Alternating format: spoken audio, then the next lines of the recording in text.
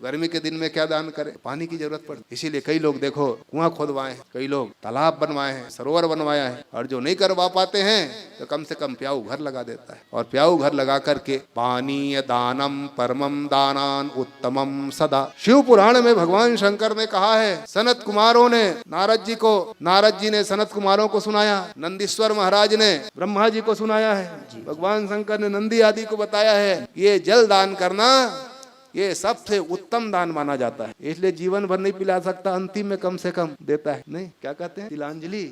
जीवन भर तो पिला नहीं पाता है, अंतिम में कम से कम तिलांजलि, चल 2-4 हाथ डाल दे। शास्त्र में आता कि पानी दानम परमम दानात उत्तमम सदा, सर्वेषां जीव पुंजानाम तर्पणम जीवनम स्मृतम। जो जल दान है वो सारे दानों में श्रेष्ठ माना गया है, क्योंकि वह सभी जीव समुदाय को तृप्त करने वाला है, सारे संसार के जीवों को तृप्त करता है जल। इसीलिए जल दान करना चाहिए। जल के प्रभाव से इस जीवन में भी वो सुख मिलता है और अंतिम में वो परम गति को प्राप्त कर लेता है। इसलिए जल दान करना चाहिए। जो कुआं आदि खुदवाता है तो अर्धम पापस हर्ति पुरुषः विकर्णः कूपः प्रवृत्त पानी है सुवृतस्य नित्यशः। कहते हैं कोई कुआं आदि खुलवा देता है, कोई जलाशय आदि बनवाता है, तो उनके किए हुए आधा पाप ऐसे कट जाता है। जितना अगर इस जन्म में नहीं, जन्म जन्मांतर युगांतर कल्प कल्पांतर में अगर पाप किया होगा, और जैसे ही जल का साधन की व्यवस्था करता है तो जल के साधन के व्यवस्था करते ही अर्धम पापाश्च हरति, आधा पाप उनके दूर हो जाते हैं। और जैसे उनके जल के पीने के लिए कोई आता है, गावः पिबन्ति विप्राश्च साधवश्च नराः सदा, जो जीव जंतु पशु पक्षी देव किन्नर जो भी अगर जल अगर पान करता है तो उनके पान करने से ही उनका जितने कुल है, उनके जो खानदान है, सर्वम तार्यते वंशम यस्य खाते जलाशये। और उन जलाशय में आकर के अगर कोई पान करता है, कोई जल पीता है, पशु हो पक्षी हो, ब्राह्मण क्षत्रिय वैश्य शूद्र कोई भी, तो सर्वम तार्यते वंशम, उनके जितने वंश हैं वो सारे वंश की सदगति हो जाती है और सारे वंश तर जाते हैं। इसलिए पहले हमारे जितने बुजुर्ग थे वो कहीं कुआं खुदवा के रखते थे, कोई बावली बनवाते थे, कोई तालाब बनवाते थे, जल के साधन करवाते थे, ताकि इसमें लोग जल आकर के पिए और जल पी करके ऐसे हम तर नहीं पाएंगे, तो केवल जल को पिला करके हम लोगों को तार देंगे। इसलिए जल की व्यवस्था करें। नहीं खुदवा पाए हैं तो गर्मी में कम से कम पानी पीने की व्यवस्था करें। निदाघ काले पानीयम यस्य नित्यपादितम, इसके जलाशय में गर्मी के समय में अगर पर्याप्त जल रहता है, उनको कभी दुख की प्राप्ति नहीं होती। अलग अलग उनके विधान बताए गए हैं। कहते हैं कि ये जो जल है, देवा मनुष्या गंधर्वा पितरो नागराक्षसाः स्थावराणि च भूतानि संसरयन्ति जलाशयम। जलाशय जब बन जाता है तो बड़े बड़े ऋषि मुनि अमलात्मा महात्मा भी, यक्ष गंधर्व, ये भी तृप्त होने के लिए वहां आते हैं। कहते हैं जिन्होंने जलाशय अगर बना दिया है, और जलाशय बनाने के बाद अगर बरसात के दिन में अगर उसमें पानी रहता है, बरसात के दिन में, तो प्रांग ऋतौ तडागे तो सलिलम यस्य तिष्ठति अग्निहोत्र फलम तस्य भवितस्याह चात्मभुः। अगर आपने तालाब आदि जलाशय खुदवाया है और बरसात के दिन में अगर पानी, कई तो रहता है जो बरसात में भी नहीं रहता, वो सूख जाता है, और कम से कम बरसात में ही अगर पानी रह जाए तो उनको अग्निहोत्र करने का फल प्राप्त होता है। आपने जो जलाशय खुदवाया है और उस जलाशय में बरसात के दिन में, बरसात में पानी गिरते रहता है, अगर बरसात के दिन में अगर पानी भरा रह गया उस जलाशय में, तो अग्निहोत्र करने का जो बड़े बड़े अग्निहोत्रियों को जो फल मिलता है, वही फल उसमें केवल पानी अगर भरा रह गया, क्योंकि जब पानी भरा रहता है तो उसमें देवता मनुष्य गंधर्व पितर नाग राक्षस स्थावर जंगम प्राणी अपने आप आकर के तृप्त हो जाते हैं। उनको वो फल की प्राप्ति होती है जो बड़े बड़े अग्निहोत्रों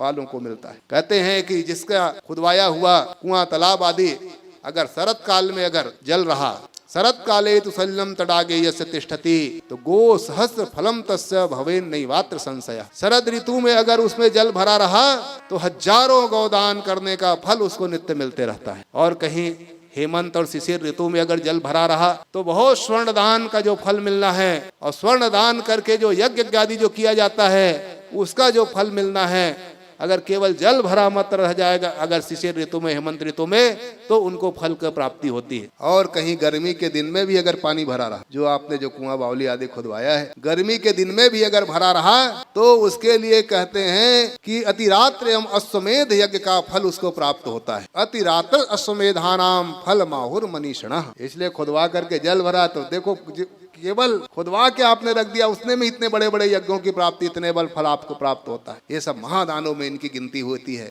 इसीलिए ये जो जलदान है, इस जलदान को महादान की गिनती में गिना गया है। इसलिए खूब पानी पिलाए, और नहीं कम से कम गर्मी में जो बैठे उसी को उठ करके पानी पिला दें। भैया पोकट में सब जल है कहीं का, देने वाले अलग हैं। पिला भी दिए तो भी उसी पुण्य की प्राप्ति आप प्राप्त करा दो। हर्रा लगे न फिटकरी, रंग चोखा लागे। इसलिए व्यक्तियों को जल दान खूब करना चाहिए। ताली बजा के नमः शिवाय, तुम भी कहो और हम भी कहें। आइए सब मिलकर ताली बजाते हुए प्रभु के भजन में साथ में। ताली बजा के नमः शिवाय, तुम भी कहो और हम भी कहें। ताली बजा के नमः शिवाय, तुम भी कहो और हम भी कहें। आते जाते नमः शिवाय, आते जाते नमः शिवाय, तुम भी कहो और हम भी कहें। ताली बजा के नमः शिवाय, तुम भी कहो और हम भी कहें। ताली बजा के नमः शिवाय, तुम भी कहो और हम भी कहें। जय हो।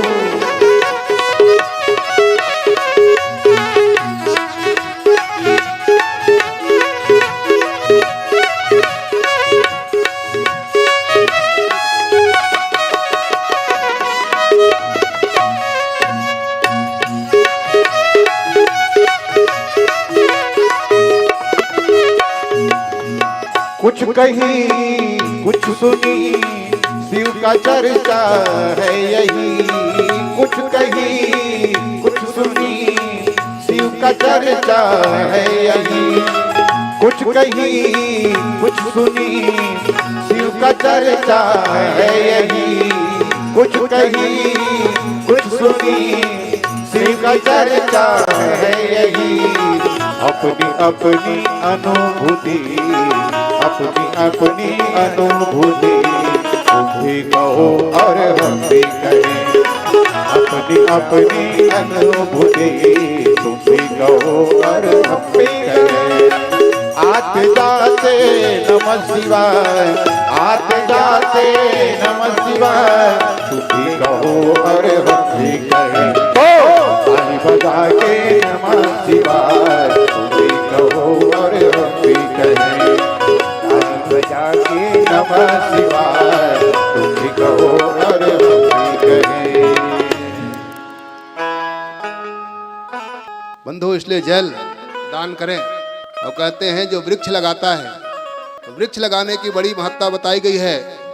जो वृक्ष लगाता है वो अपनी आने वाली पीढ़ी को, और जो पीढ़ी बीत गई है उन दोनों पीढ़ियों का उद्धार कर देता है, कल्याण कर देता है। उनके जितने पितृकुल हैं वो पितृकुल अतीतान आगतान सर्वान पितृवंशास्तु तारयेत कांतारे वृक्षरोपी यत्तस्मात् वृक्षांस्तु रोपयेत। बाबा ने कहा कि जो वृक्ष लगाता है वो आने वाली पीढ़ियों को भी ताड़ देता है, और जो पीढ़ी चली गई है उनको भी ताड़ देता है। और उसी वृक्ष के प्रभाव से उनके यहाँ जब पुत्र होगा, वही वृक्ष का जो प्रभाव है वो पुत्र बन के यहाँ उनके यहाँ आता है। और आकर के जैसे वृक्ष सबको संतुष्ट करता है, वैसे ही अपने कुल खानदान और माता पिता को संतुष्ट करने वाले पुत्र की प्राप्ति उनको हो जाती है।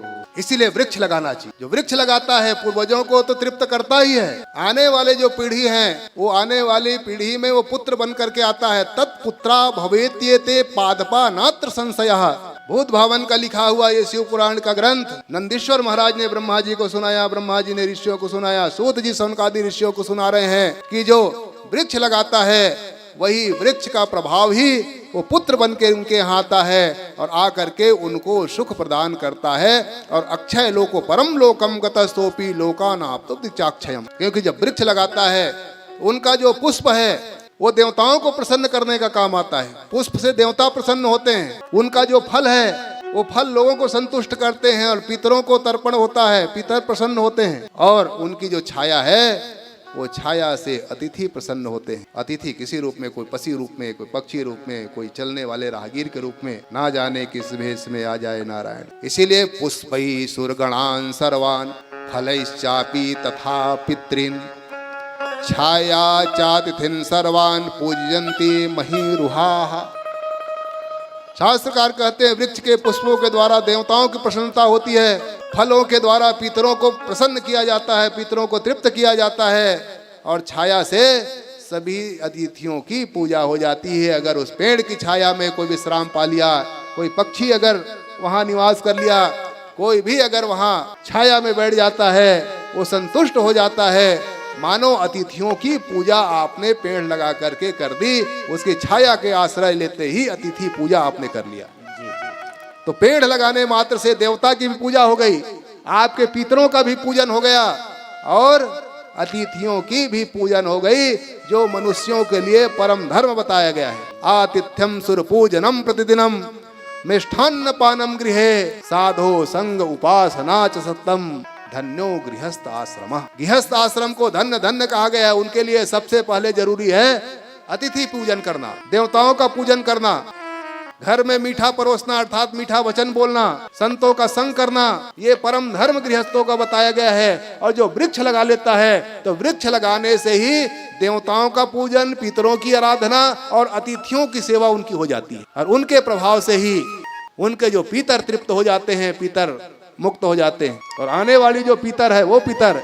इसलिए हर व्यक्ति को पेड़ लगा के रखना चाहिए, और नहीं तो जीवन में कम से कम एक पेड़ तो लगा के रखना चाहिए, और ऐसा पेड़ लगाएं कि वो सदा सदा चलने वाला। इसलिए बरगद है, पीपल है, आम है, ये हमेशा लंबे समय तक टिकने वाला, चलने वाला ये पेड़ है। इसलिए वृक्ष लगाना चाहिए, और इस वृक्ष के आश्रय में किन्नरो रक्ष गच्छांसि देव गंधर्व मानवा, बड़े बड़े किन्नर सर्प राक्षस देवता गंधर्व मनुष्य आदि ऋषि वृक्ष का आश्रय लेते हैं। फूले फले वृक्ष लोक में मनुष्यों को तृप्त करते ही हैं, पर लोक में भी उनको सुख देने वाला होता है, और साक्षात पुत्र के रूप में भी माने जाते हैं। इस तरह से इन छोटे छोटे उपायों के द्वारा ही हम अपने मुक्ति का, अपने पितरों की मुक्ति का साधन बना सकते हैं। वही शिव पुराण है जो इन सारे छोटे छोटे मुक्तियों के भी बारे में बताता है कि आपको क्या फल हो सकता है इनको करने से। काटने में 2 मिनट लगता है, एक आरी लगाओ, इधर से इधर खत्म माम। पर उनको पेड़ केवल लगाना नहीं है, उस पेड़ को जगाना है। केवल लगा दिए, बड़े बड़ी संस्थाएं आजकल पेड़ लगाती है खर्चा बचाने के लिए, वो दिखाता है हमने ये लगाया है, उससे उनका जो टैक्स है वो बच जाता है। फोटो खिंचवा करके लगा दिए, तो केवल पेड़ लगाना नहीं है बंधु, उस पेड़ जब तक के बढ़ न जाए तब तक के उनकी सेवा करनी है, उसमें पानी देना है, उनका रुंधन बंधाई करना है, और जब बढ़ करके तैयार हो जाएगा, आश्रय जब स्थल बन जाएगा, तब वो फल देने वाला होगा। केवल लगा दिए और जय राम कह के चले गए, इससे फल नहीं देगा। वो फल तब देगा जब आप उसके आश्रय में रहने वाले छाया प्राप्त करने लग जाएं। इसलिए वृक्ष लगाना चाहिए। वृक्ष की बड़ी महत्ता शास्त्र में बताई है।